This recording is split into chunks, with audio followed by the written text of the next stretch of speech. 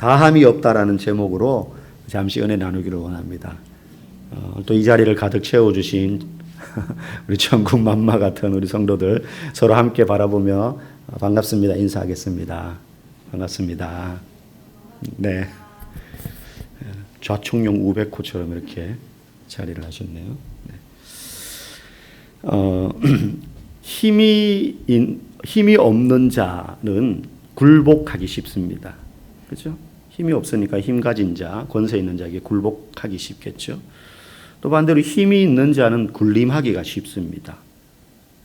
힘 없는 자가 아무리 용을 써도 위에 올라서기 어렵지만 힘 있는 자는 콧바람만 쐬도 아래에서 벌벌 떠는 거죠.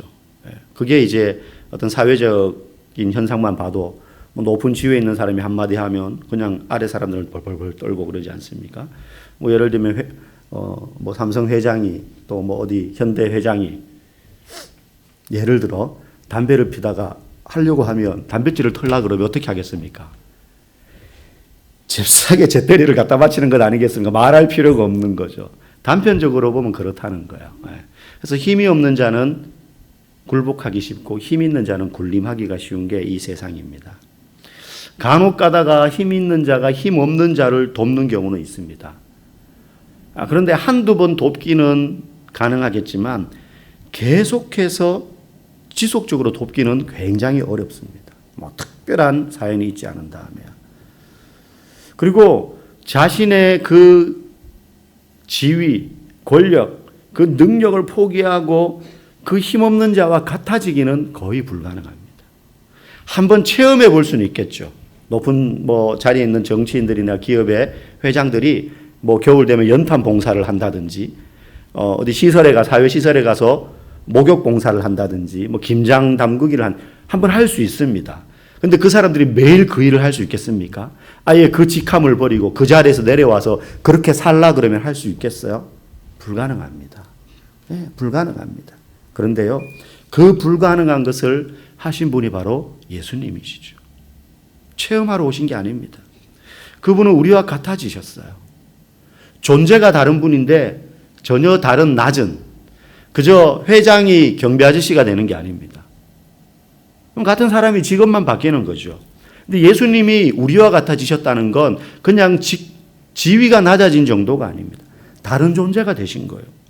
우리가 개미가 되거나 벌레가 되는 것과 비슷한 차원입니다. 예수님은 그렇게 하셨어요. 얼마든지 누릴 수 있는 자신의 힘, 태초부터 가지고 계셨던 그 능력, 그것들을 우리를 위해서 다 포기하신 분이 예수님이시라는 거예요. 포기하셔서 우리와 같이 사셨을 뿐만 아니라 우리보다 더 낮아지셨습니다. 그래서 죄인이 되어서 십자가에 못 박혀 죽으셨어요. 그런데 그걸로 끝난 게 아니에요. 죽으심으로만 끝난 게 아닙니다. 그것만 해도 와 할 일인데 죽으심으로 끝나고 나서 우리를 위하여 성령을 또 보내셨고 이 땅을 사는 동안 우리가 성령 하나님과 동행할 수 있도록 하셨어요. 그러니까 뭐 요람에서 무덤까지 사회복지시설 어떤 구호 가운데 이런 게 있잖아요. 태어날 때부터 나라가 복지를 책임진다. 무덤에 들어갈 때까지. 근데 예수님은 그 정도가 아닙니다. 죽음 이후의 세계까지 우리를 위하여 예배하시기 위해 낮고 낮아지신 분이에요. 그래서 우리가 주님 나라에 이를 때까지 성령 하나님과 동행하게 하셨어요. 그렇게 낮아지심, 우리와 같아지시기 위한 그 사랑의 모습을 인자라고 이야기합니다. 인자하심. 그리고 우리와 동행하시고 인도하시는 것을 성실하심이라고 표현할 수 있어요. 인자하심 때문에 우리와 같아지신 거예요. 인자하심 때문에 우리를 위하여 죽으실 수 있으셨어요. 인자하다는 말은 성품이 참 예수님 참 그분 참 인자하신 분이야 이게 아니고 이해할 수 없고 납득할 수 없는 은혜와 사랑, 그게 성경에서 말하는 인자라는 말. 우리말로 인자지만 이제 헤세드라고 하죠. 우리 찬양팀 이름이죠. 측량할 수 없는 사랑, 도무지 가늠하고 담아낼 수 없는 사랑. 그리고 그 사랑으로 우리를 인도하시는데요, 우리와 동행하시는데요, 성실하심으로 동행하신다는 거예요. 그래서 오늘 다함이 없다라고 제목이 되어 있는데 앞에 뭐가 다함이 없어요? 하나님의 인자하심과 우리를 향한 성실하심이 다함이 없다. 마르지 않는다. 끝이 없다. 이런 뜻이죠. 인자하심에 대해서 먼저 짧게 설명해 보면 하나님의 우리를 향하신 은혜와 사랑, 그 사랑은 우리를 평안하고 안전하게 하는 것입니다. 여러분, 부모님이 나를 사랑한다라고 자녀가 느낄 때 그 마음에 두려움이 있다면 그 문제겠죠. 불안함이 느껴지면 그거 이상한 것 아니겠습니까?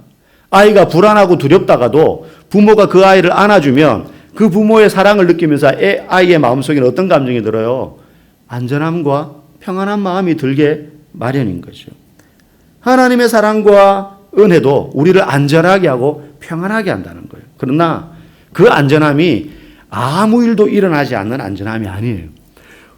바람 한 점 없는 잔잔한 바다 위에 떠 있는 배와 같은 그런 안전함과는 좀 다릅니다.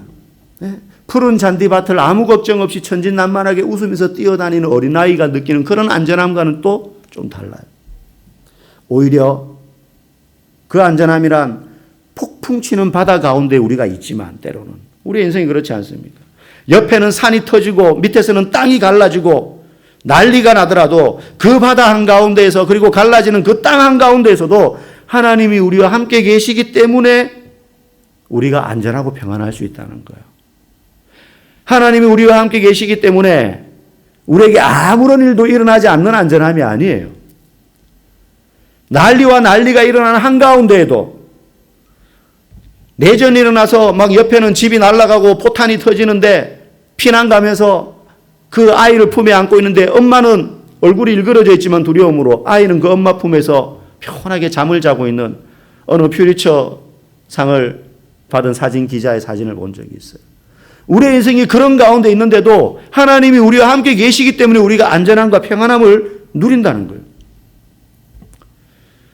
지금 우리는 일상적인 평안함을 누리고 삽니다. 어제와 같은 오늘 뭐 크고 작은 근심 걱정들이 있지만 막 내일 굶어 죽을 걱정을 한다든지 내일 누가 와가지고 우리를 잡아가면 어떡하나 뭐 전쟁이 내일 날 것 같아 뭐 이런 두려움을 지니면서 매일 살지 않잖아요. 과거에 우리 선조들은 그랬지만 우리가 일상적인 지극한 평안함 가운데 살고 있어요. 그런데 생각의 전환을 한번 해보자고요. 내일 어떻게 될지 내 목숨이 어떻게 될지 그런 두려움 없는 평안함 가운데 우리가 사는데 지금 그런 평온을 누리고 사는 것이 아무 일이 없어서가 아닙니다.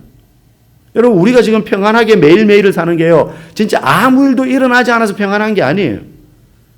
무슨 말이냐면 폭풍 같은 상황인데도 지금 하나님의 인자하심 때문에 우리가 그렇게 느끼고 있는 것처럼 우리도 그런 평안함을 누리고 산다는 것이 실제. 여러분, 우리나라가 북한과 대치한 지 70년이 넘었습니다. 저도 군대에서 전 철책선에서 근무생활을 했거든요. 근무소면 항상 교육받는 게 우리가 사실 그 철책선에 있는 군부대들은요, 전쟁 터지면 제일 먼저 죽는 군인들이에요. 이제 먼저 미사일을 쏘고 막 이제 항공기로 미사일을 때리고 난 다음에 그 최전선의 방어선이 무너지면 이제 전쟁이 나면 적군이 육로로 이제 육군이 밀고 내려온단 말이죠. 우리나라나 북한이나 육군이 가장 강력한 전력이기 때문에. 그래서 원래 개념은 그 철책을 지키는 군인들이 전쟁이 발발하면 뭐 3일을 버티다가 밀고 올라간다. 밑에서 정비해서 이런 건데 사실은 3시간도 못 버텨요. 왜냐하면 우리도 그렇지만 그쪽도요, 우리가 있는 위치를 다, 좌표를 다 따고 있어요. 그래서 땅 하면 거기 제일 먼저 때리는 거죠. 그럼 다 죽는 거예요, 그 앞에. 그럼에도 불구하고 거기서 근무를 서는 군인들은 무슨 마음으로 서느냐 하면 늘 그걸 들어요. 너희들 뒤에 있는 부모님들, 형제, 자매들, 친구들이 편안히 오늘 밤에도 잘 수 있다. 우리보다 앞에 있는 사람은 없잖아요.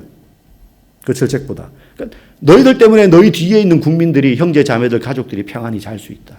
그래서 그 사명감으로 이제 거기서 병역의 의무를 다한다고요. 실제로는 대포가 그리고 미사일이 서로를 겨누면서 대치하고 있는데도 불구하고. 그런데 우리는 매일매일 그런 위험이 공존하고 있는데도 전쟁의 두려움과 공포보다는 일상화된 평화를 70년째 누리고 살고 있습니다. 근데 그게 어떻게 가능해요? 아무 일이 없어서가 아니에요. 지금도 그 수십만의 젊은이들이 병역의 의무를 하느라 청춘의 소중한 시간을 국가와 국민을 위해서 잠 안 자고 거기서 근무섬에서 바치고 있기 때문에 우리는 그냥 아무 일이 없다는 듯이 어제, 오늘, 내일을 사는 겁니다.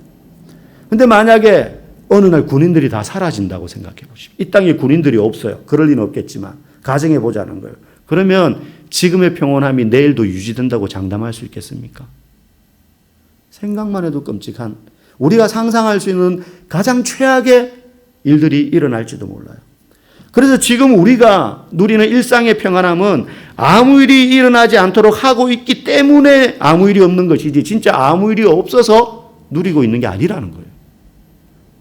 아무 일이 일어나지 않도록 조치를 취하고 있기 때문에 평안한 거예요. 마찬가지입니다. 우리가 이 땅을 살면서 성도로서 편안하게 그래도 살 수 있는 것은 아무 일이 없어서가 아니라 언제든지 들끓을 만한 위험과 폭풍 한가운데 있는데도 불구하고 그 폭풍 한가운데 누가 계세요? 주님이 우리와 함께 계시다는 거예요. 일렁이는 바다 위에 배를 띄고 그 조각배 안에 우리가 있는데도 불구하고 평안한 것은 그 배 안에 예수님이 함께 계시기 때문에. 그게 하나님의 인자하심이에요. 그런 상황에도 우리를 떠나지 않으시는 하나님. 그런 상황에도 우리를 떠나지 않으시는. 그분이 보이지 않지만 우리를 인도하세요. 그 새롭게 하소서의 MC를 보고 있는 주영훈 씨.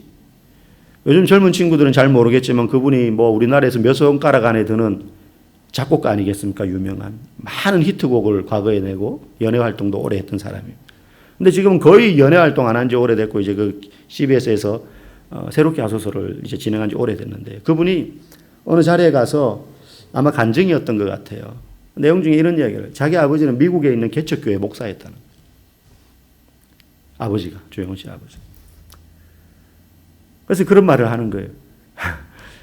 개척교회는 언제까지 개척교회일까? 자기는 그 생각을 했대요. 자기 아버지 30년을 목회했는데도 성도가 적으니까 개척교회 목사라고 생각을 한다는.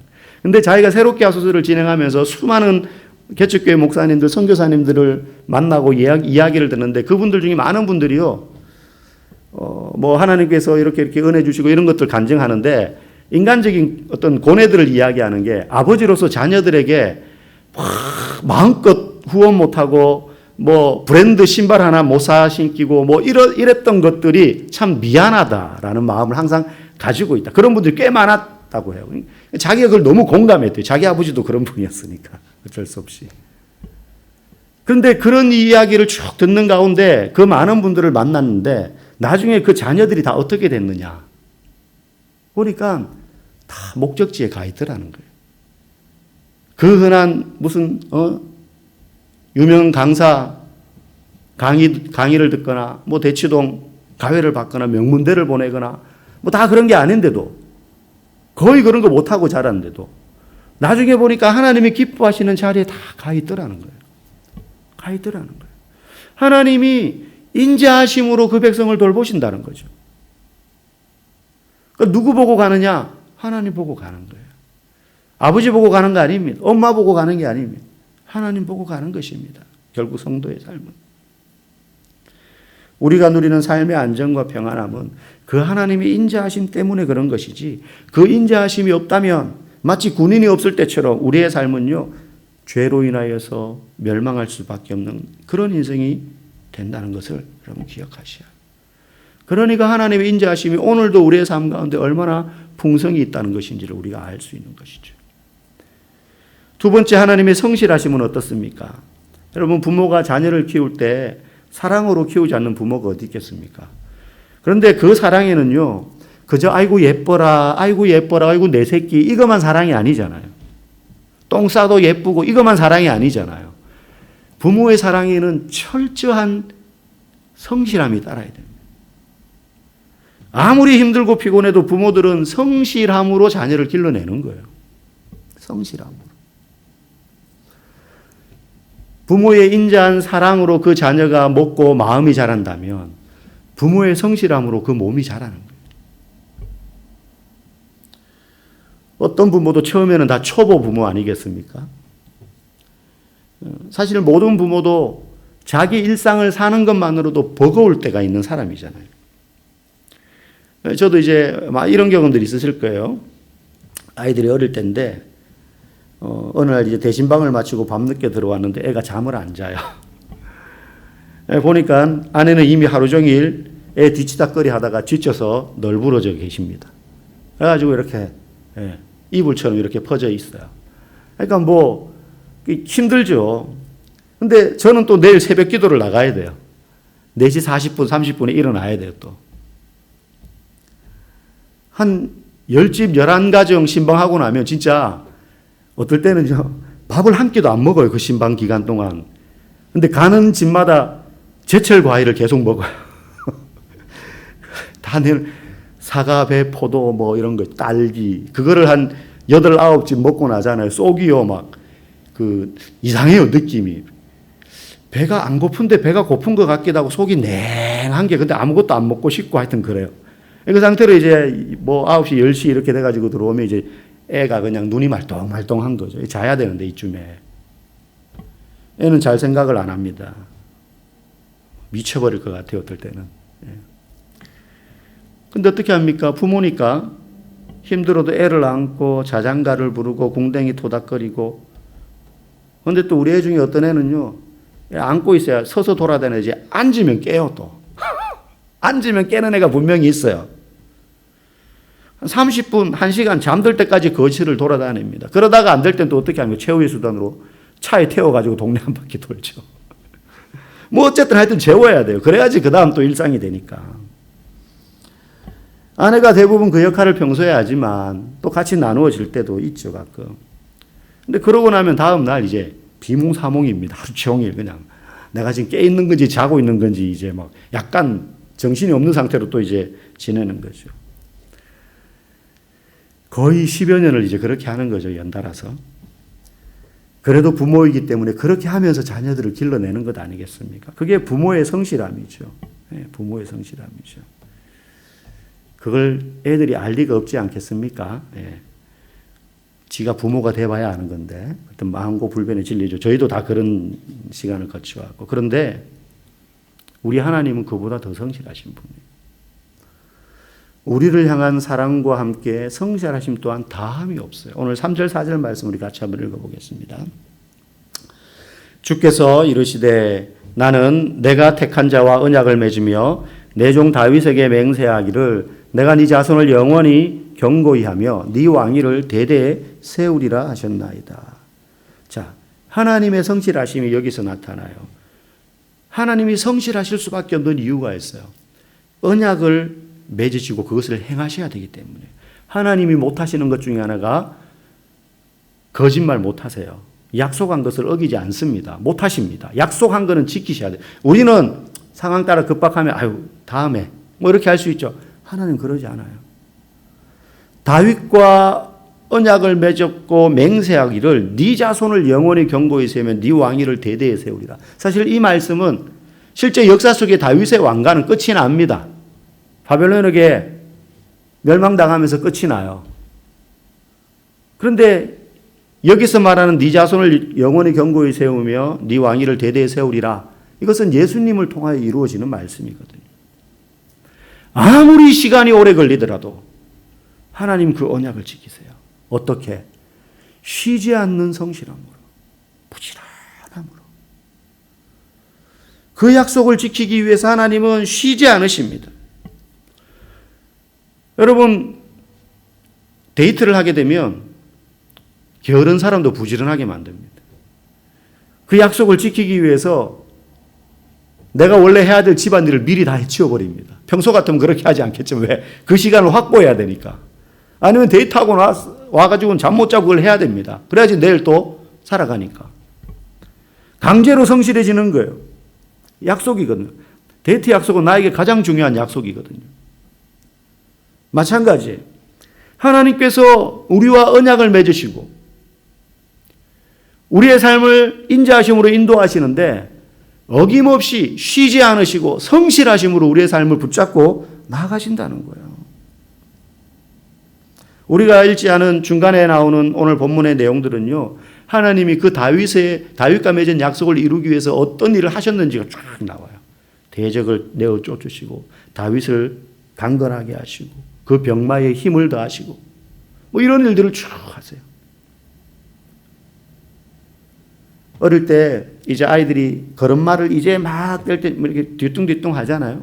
소파에 앉아서 놀다가 저는 저대로 이제 뭐 딴 걸 하고 있습니다.